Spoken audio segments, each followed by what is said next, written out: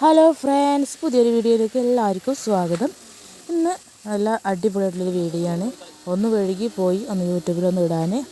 അപ്പോൾ ഇത് നമ്മൾ ഓണവിഭവങ്ങളിൽ പെട്ട ഉപ്പേരി, നാലുവെട്ട് എന്നൊക്കെ പറയും. അതെങ്ങനെ നമ്മൾ വീട്ടിലുണ്ടാക്കിയെടുക്കുക എന്നുള്ളൊരു വീഡിയോ ആണ്.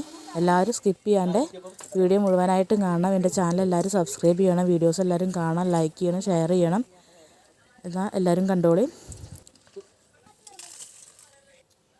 ആദ്യം ഞങ്ങൾക്ക് വാഴക്കൃഷി ഉണ്ട്. അപ്പോൾ വാഴയിൽ നിന്ന് വെട്ടിക്കൊടുന്നൊരു കൊലയാണ്.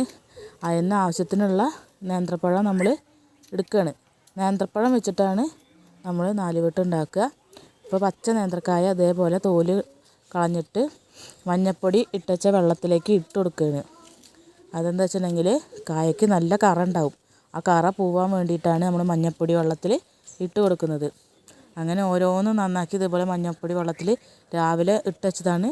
ഒരു മണിക്കൂർ 2 മണിക്കൂറൊക്കെ ഇട്ടുവച്ചാൽ മതി. എന്നിട്ട് നമ്മൾ ഇതേപോലെ ഒരു നേന്ത്രക്കായ 4 സൈഡിലായിട്ട് മുറിച്ചിട്ട് ഇതേപോലെ ചെറുതായിട്ട് നുറുക്കിയെടുക്കണം. അങ്ങനെ എല്ലാതും ഇതേപോലെ നല്ല കട്ടിയില്ലാണ്ട് ചെറുതാക്കിയിട്ട് ഇതേപോലെ നുറുക്കി എല്ലാതും നമുക്ക് നുറുക്കിയെടുക്കണം. അപ്പം അമ്മയാണ് നുറുക്കുന്നത്. ഇത് 4 കഷ്ണമാക്കി മുറിക്കുന്നതുകൊണ്ടാണ് ഇതിനെല്ലാവരും നാലുവെട്ട് എന്ന് പറയുന്നത്. നമ്മളെ സദ്യകളിലെ പ്രധാനപ്പെട്ട ഒരു വിഭവം കൂടിയാണിത്. അങ്ങനെ ഇതെല്ലാതും ഇതേപോലെ ചെറുതായിട്ട് മുറിച്ചെടുക്കണം.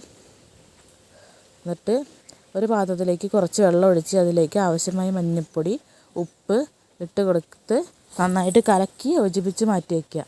ഇതെന്തിനാണെന്ന് വെച്ചിട്ടുണ്ടെങ്കിൽ നമ്മൾ ഇത് വറക്കുമ്പോൾ അതിലേക്ക് തിളച്ച് കൊടുക്കാൻ വേണ്ടിയിട്ടാണ്.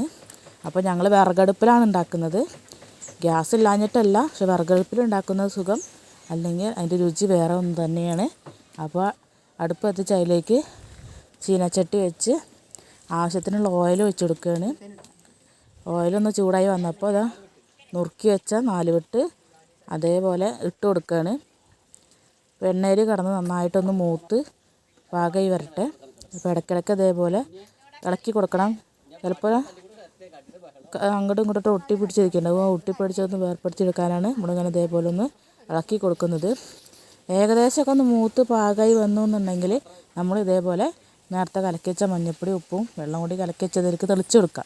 അതായത് നാലുവെട്ടിലും ഉപ്പ് രുചിയാണല്ലോ. അപ്പോൾ ആ ഉപ്പിൻ്റെ രുചി മഞ്ഞ നിറത്തിലാവാൻ വേണ്ടിയിട്ടാണ്.